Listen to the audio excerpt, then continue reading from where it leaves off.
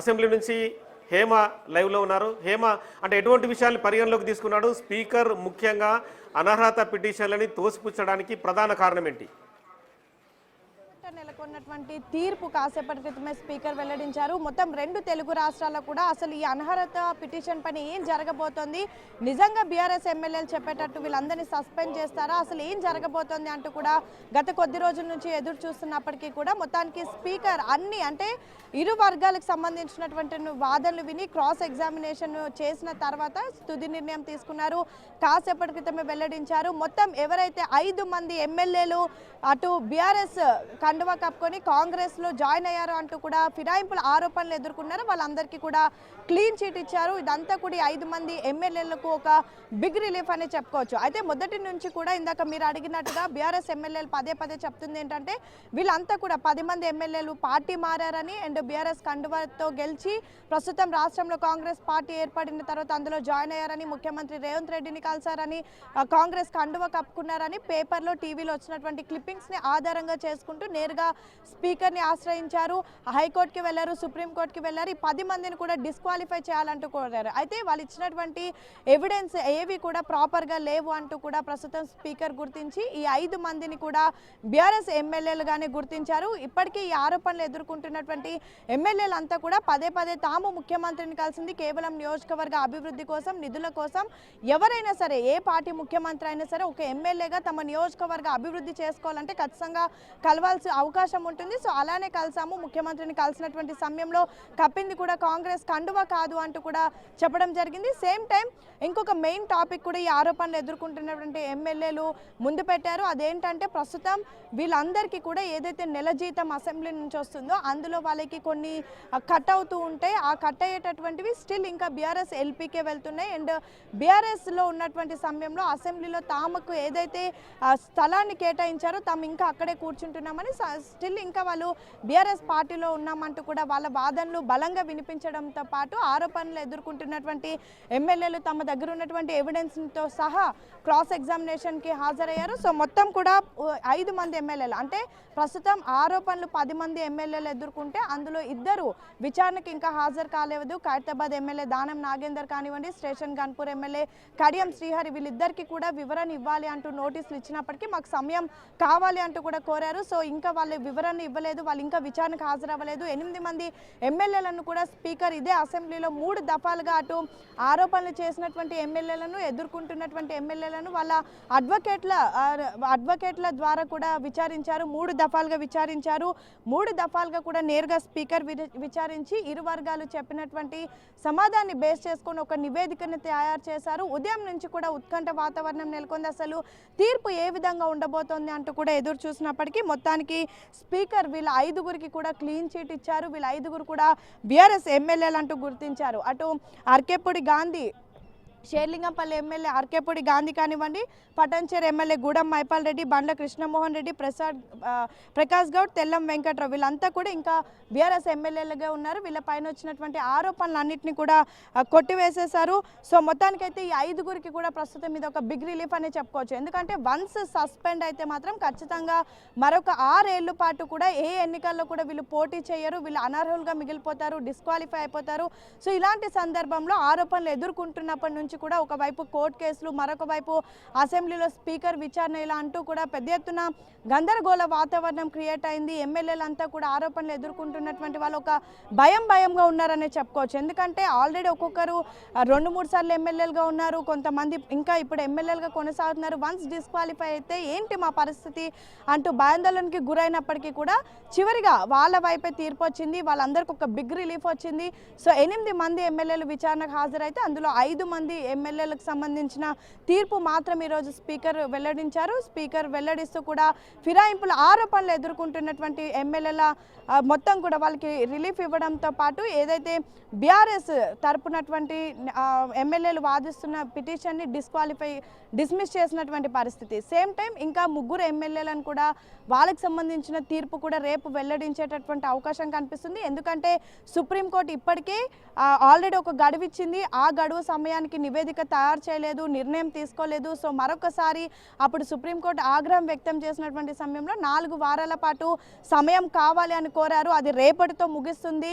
అంటే రేపు డిసెంబర్ 18కి 4 వారాల గడువు ముగుస్తుంది. సేమ్ టైం డిసెంబర్ 19వ తారీఖున సుప్రీంకోర్టు వేదికగా ఈ తెలంగాణ ఫిరాయింపుల ఎమ్మెల్యేల కేసు ఏదైతే విచారణ కూడా వస్తుంది, అక్కడ బెంచ్ మీదకి వస్తుంది. సో దానికి సంబంధించి కూడా అక్కడ వాదనలు వింటారు. సో ఇవన్నీ జరగకంటే ముందే ఈ రోజు అంటే డిసెంబర్ 17వ తారీఖునే మొత్తం 5 మంది ఎమ్మెల్యేలకు సంబంధించిన తీర్పుని స్పీకర్ వెల్లడించారు.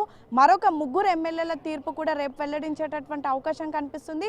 ఇక మిగతా 2 ఎమ్మెల్యేలను మాత్రం ఏం చేయబోతోంది స్పీకర్ బెంచ్ అనేది మాత్రం చాలా కీలకంగా మారింది. ఎందుకంటే దానం నాగేందర్ ఇప్పటికే కాంగ్రెస్ బీఫామ్ మీద ఎంపీగా పోటీ చేశారు. కడియం శ్రీహరి తన కూతురు కడియం కావ్య ఎంపీగా పోటీ చేసినటువంటి సమయంలో కాంగ్రెస్ కండువా కప్పుకొని కాంగ్రెస్ ప్రచార రథం మీద ప్రచారం చేశారు. కాంగ్రెస్లో అంటే జరిగినటువంటి కార్యక్రమాల్లో పార్టిసిపేట్ చేయడంతో పాటు నేరుగా కాంగ్రెస్ కార్యాలయమైనటువంటి గాంధీ భవన్లో పీసీసీ చేసినటువంటి కార్యక్రమాల్లో కానివ్వండి, ఎగ్జిక్యూటివ్ ఎక్స్టెండెడ్ మీటింగ్ కానివ్వండి, ఇతర మీటింగ్స్లో కూడా పాల్గొన్నారు. సో వాళ్ళిద్దరి పైన విచారణ కానివ్వండి, వాళ్ళిద్దరి పైన తీసుకోబోయేటటువంటి నిర్ణయం కానివ్వండి చాలా కీలకంగా ఉండబోతుంది. ఇప్పటికే దానం రాజీనామా చేస్తారు, కడియం రాజీనామా చేస్తారు అనే అనేక వార్తలు వినిపించినప్పటికీ కూడా వాళ్ళిద్దరికి స్పీకర్ నోటీస్ ఇచ్చినా సరే ఇంకా మాకు వివరణ ఇవ్వడానికి టైం కావాలి అంటూ కూడా వాళ్ళిద్దరు విచారణకు హాజరు కాలేదు. సో వాళ్ళిద్దరిది పక్కన పెడితే మాత్రం ప్రస్తుతం 5 మంది ఎమ్మెల్యేలకు బిగ్ రిలీఫ్ వచ్చింది. మరొక 3 ఎమ్మెల్యేలను కూడా రేపు వాళ్ళకి సంబంధించినటువంటి ఏదైతే తీర్పు వెల్లడించబోతున్నారు. అండ్ మిగతా 2 ఎమ్మెల్యేలు ఏం చేస్తారు అనేది మాత్రం ఖచ్చితంగా వేచి చూడాల్సి ఉంటుంది. Okay, thank you Hema. Vedama Bojju గారు, సో మొత్తం ఓవరాల్గా స్పీకరు అనర్హత ఎమ్మెల్యేలు ఎవరైతే వాళ్ళ ఆరోపణలు ఎదుర్కొంటున్నారో వాళ్ళ వాదనలను ఏకీభవిస్తూ స్పీకర్ తన నిర్ణయాన్ని వెలువరించారు. ఇది ఒక రకంగా సంచలనమైన తీర్పు అనే చెప్పవచ్చు. ఎందుకంటే చాలా రాష్ట్రాల్లో కూడా ఇలాంటి ఇష్యూ జరిగినట్టుగా ఇక్కడ అంటే దాఖలాలు లేవు. ఎందుకంటే స్పీకర్ కంటిన్యూగా సుప్రీంకోర్టుని గౌరవిస్తూ సుప్రీంకోర్టు చెప్పిన విధంగా కంటిన్యూగా ఫిరాయింపు ఎమ్మెల్యేల విచారణని కంటిన్యూ చేశారు. అవునన్న, వాస్తవం అది. స్పీకర్ గారు చాలా మంచి నిర్ణయాన్ని తీసుకొని ఉన్న వాస్తవాన్ని అంటే ఇరు పార్టీలకు సంబంధించిన ఎమ్మెల్యేలు వాళ్ళు ఏమైతే ఆధారాలు సమర్పించారో వాళ్ళ ఆధారాలు కావచ్చు, మన వాళ్ళకి సంబంధించి జైలుకి సంబంధించిన అవన్నీ కూడా ఈరోజు ఇది చేయడం అనేది జరిగింది. వాస్తవంగా ప్రజాస్వామ్యం బతకాలి, గౌరవ ముఖ్యమంత్రి కలవడంలో ఎలాంటి తప్పు లేదు. కానీ కేసీఆర్ హయాంలో సొంత పార్టీ కలిసే అవకాశం లేదు. ఎందుకంటే వాళ్ళ హయాంలో అట్లాంటి అవకాశం లేకుండే. కానీ మన ముఖ్యమంత్రి హయాంలో అందరు కలిసి ఈరోజు బీఆర్ఎస్ వాళ్ళు ఆ రకంగా ఆరోపణలు చేస్తూ వాళ్ళందరూ కూడా ఇబ్బంది పెట్టడం అయితే అసలే కరెక్ట్ కాదు. ఈరోజు చాలా క్లారిటీ తోటి ఎవరైతే పార్టీలో జైన్ అని చెప్తున్నారో బీఆర్ఎస్ పార్టీ వాళ్ళే ఆ ఎమ్మెల్యేలు స్వయంగా చెప్తున్నారు. ఇంకొకటి చెప్తున్నారు, కుర్చీ విషయం మాట్లాడారు. ఏంటిది, వాళ్ళు కేటాయించిన సీట్లలో వాళ్ళు కూర్చోవాలని మాట్లాడతారు. ఈ రోజు కేసీఆర్ గారు ఎక్కడ కూర్చుని ఫామ్ హౌస్ లో కూర్చో పెట్టుకున్నారా వాళ్ళకి అసెంబ్లీలో? అసెంబ్లీకి ఎందుకు రాకూడదు కేసీఆర్ గారు? ప్రతిపక్ష నాయకుడుగా ఈ రోజు కేసీఆర్ గారు అక్కడ రావాలి కదా. ఎందుకంటే ఇది కరెక్ట్ కాదు. ఈ రోజు ఇబ్బంది పెట్టడం కావచ్చు, ఈ రోజు వాస్తవంగా ఫిరాయింపులు చేసింది వాళ్ళ పార్టీలో, మా పార్టీలో ఎక్కడ కూడా ఫిరాయింపు లేరు. ఈ రోజు చాలా స్పష్టంగా ఏదైతే కోర్టులో గౌరవ స్పీకర్ గారు క్లీన్ సిట్ అంటే వాళ్ళు ఏదైతే ఆరోపణ అవన్నీ కూడా వాస్తవం అని తెలిపోయింది. హలో హలో చెప్పండి అన్న. సో ఏంటంటే ఇప్పుడు జరుగుతున్న విషయం పైన కూడా ఖచ్చితంగా స్పీకర్ కాంగ్రెస్ పార్టీకి అనుకూలంగా తీర్పిచ్చాడనేది బీఆర్ఎస్ పార్టీకి సంబంధించిన ఎమ్మెల్యేలు నాయకుల ఆరోపణ. కాంగ్రెస్ పార్టీకి సంబంధించిన ఈ ఎమ్మెల్యేల అనర్హత వేటు విషయంలో స్పీకరు కాంగ్రెస్ పార్టీకి అనుకూలంగా తీర్పిచ్చారని చెప్పి వాళ్ళు ఆరోపిస్తున్నారు. వారు అట్లా కూడా పొరపాటు. స్పీకరు ప్రజాసంబద్ధంగా అందరికి సమన్వయం చేస్తారు. ఈ రోజు అసెంబ్లీలో కూడా ఈ రోజు ప్రతిపక్ష నాయకులు ఎంతమంది మాట్లాడారు, అధికార పక్షం వాళ్ళు ఎంతమంది మాట్లాడారు. సమన్యాయం ఈ రోజు స్పీకర్ అనేవాడు అందరి వాడు. ఈ రోజు కాంగ్రెస్ పార్టీనో ఎంఐఎంనో బీజేపీనో బీఆర్ఎస్ అనే పార్టీ కాదు. ఈ రోజు వాస్తవాలు ఏంటిది, వాస్తవాల విషయాన్ని ఈ రోజు స్పీకర్ గారు విచారణ అయితే వాళ్ళు ఇంకా అప్పీల్ చేయొచ్చు కదా. ఓకే,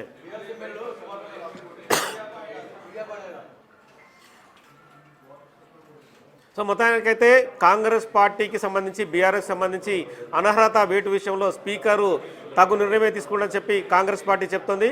మరోవైపు ఈ ఎమ్మెల్యేల అనర్హత పిటిషన్లకు సంబంధించి బీఆర్ఎస్ పార్టీ ఎమ్మెల్యేలు ప్రస్తుతం మీడియా పాయింట్ వద్ద మాట్లాడుతున్నారు. వాళ్ళు మరి ఇప్పటికీ జరుగుతున్న తతంగంలో వాళ్ళు కూడా పిటిషనర్గా ఉన్నారు. వాళ్ళ తరఫున అడ్వకేట్లు కూడా రకరకాల సందర్భాల్లో అసెంబ్లీలో వాదనలు వినిపించారు.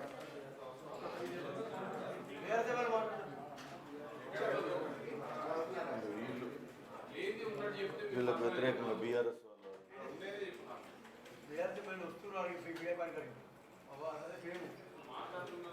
వెడమబొజ్జు గారు, అనా సో ఈ నిర్ణయం అనేది ఖచ్చితంగా దేశంలో సంచలనం రేపిన అంశమని అనుకోవచ్చా? ఎందుకంటే రకరకాల విచారణలు జరిగిన సందర్భంలోనే తీర్పుని స్పీకరు తన నిర్ణయాన్ని కరాఖండిగా వెలువరించాడు. నేను ఏదైతే ఎమ్మెల్యేలకు చెప్తున్నా, ఎవరైతే వాళ్ళకి ఫేవరబుల్ గా తీర్పు వచ్చిందో వారందరికీ కూడా శుభాకాంక్షలు తెలియజేస్తున్నాను. వారు ఎన్ని ఆరోపణలు చేసినా, ఏం చేసినా చాలా స్పష్టంగా ఈరోజు తీర్పు అనేది రావడం అనేది జరిగింది. రేపు సుప్రీంకోర్టులో కూడా అదే ఒక అంశాన్ని గౌరవ స్పీకర్ గారు సబ్మిట్ చేయబోతారు. దానిలో ఎలాంటి సందేహం లేదు. మిగతా ఎమ్మెల్యేలు ఎవరైతే వాళ్ళకి కూడా ఎవరు కూడా ఇబ్బంది పడాల్సిన అవసరం కూడా లేదు. సో మొత్తానికైతే ఎమ్మెల్యేల థ్యాంక్ యూ వెడమబొజ్జు గారు, అంటే మీ అభిప్రాయాన్ని చెప్పినందుకు. మొత్తానికైతే స్పీకర్ అనర్హతకు సంబంధించిన ఎమ్మెల్యేల ఫిరాయింపు విషయంలో 5గురు ఎమ్మెల్యేలు వీళ్లకు వ్యతిరేకంగా కేపీ వివేకానంద, పల్ల రాజేశ్వరరెడ్డి, చింతా ప్రభాకర్, కల్వకుంట్ల సంజయ్, ఈ 5గురు ఎమ్మెల్యేలకు సంబంధించి అరకెపూడి గాంధీ, తెల్ల వెంకట్రావు, బండ్ల కృష్ణమోహన్ రెడ్డి, గూడెం మైపాల్ రెడ్డి, ప్రకాష్ గౌడ్, వీళ్ళ 5గురి పైన బీఆర్ఎస్ ఎమ్మెల్యేలు 5గురు పిటిషన్లు వేశారు. వీళ్ళందరూ కూడా గులాబీ పార్టీ పైన, బీఆర్ఎస్ పార్టీ గుర్తుపైన గెలిచిన తర్వాత కాంగ్రెస్ పార్టీకి వెళ్ళారు. కాంగ్రెస్ పార్టీలోనే ముఖ్యమంత్రి దగ్గరికి వెళ్ళి కండువా కప్పుకున్నారు. ఖచ్చితంగా వీళ్ళపైన అనర్హత వేటు వేయాల్సిందని చెప్పి వీళ్ళు హైకోర్టుకు వెళ్ళారు. హైకోర్టు నుంచి సుప్రీంకోర్టు వెళ్ళారు. సుప్రీంకోర్టు గడువు కూడా రేపు ముగుస్తుంది. మరో 3 ఎమ్మెల్యేలకు సంబంధించిన తీర్పుని రేపు స్పీకర్ గడ్డం ప్రసాద్ కుమార్ వెలువరించే అవకాశం కనిపిస్తుంది. కాళ యాదయ్య, పోచారం శ్రీనివాసరెడ్డి, సంజయ్ కుమార్ వీళ్ళకి సంబంధించిన తీర్పును కూడా రేపు చెప్పే అవకాశం కనిపిస్తుంది.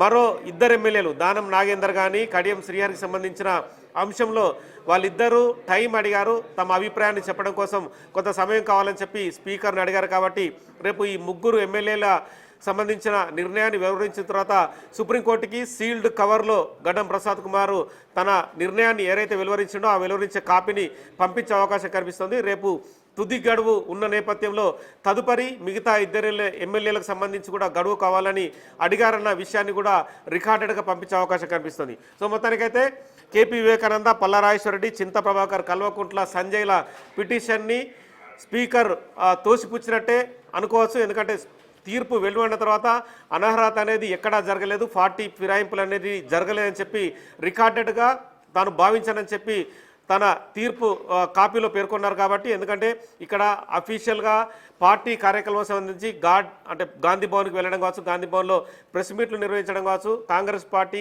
అధికారికంగా కార్యక్రమాలు ఎక్కడన్నా పార్టీకి సంబంధించిన కార్యక్రమాలు నిర్వహించినా అక్కడికి వెళ్ళి ఆ పార్టీ కార్యక్రమంలో పాల్గొనడం కావచ్చు, అవన్నీ కూడా ఎక్కడ జరగలేదని చెప్పి స్పీకరు తనకు సంబంధించిన ఎవరైతే అనర్హత ఎదుర్కొంటున్నారో వాళ్ళకు సంబంధించిన వాదన్ని ఖచ్చితంగా పరిగణలోకి తీసుకున్నాడని చెప్పచ్చు. పరిగణలోకి తీసుకున్న తర్వాతనే ఈ తీర్పు వెలువరించారు. ఎందుకంటే ఇప్పటికీ ఈ 5గురు ఎమ్మెల్యేలు ఆరోపణలు ఎదుర్కొంటున్న 5గురు ఎమ్మెల్యేలు కూడా తాము ఇప్పటికీ బీఆర్ఎస్ పార్టీలోనే కొనసాగుతున్నాము, అసెంబ్లీలో కూర్చున్నా కూడా బీఆర్ఎస్ సంబంధించిన వైపే కూర్చుంటున్నాము, ఎందుకంటే తమ సీట్ల కేటాయింపు జరిగిన సందర్భంలో అక్కడే కూర్చుంటామని చెప్పి చెప్పుకొచ్చారు. ఇక ప్రతిపక్ష పార్టీకి పిఎస్సి చైర్మన్ అనేది ఆనవాయితీగా ప్రతి ప్రభుత్వం ఇస్తూ ఉంటుంది.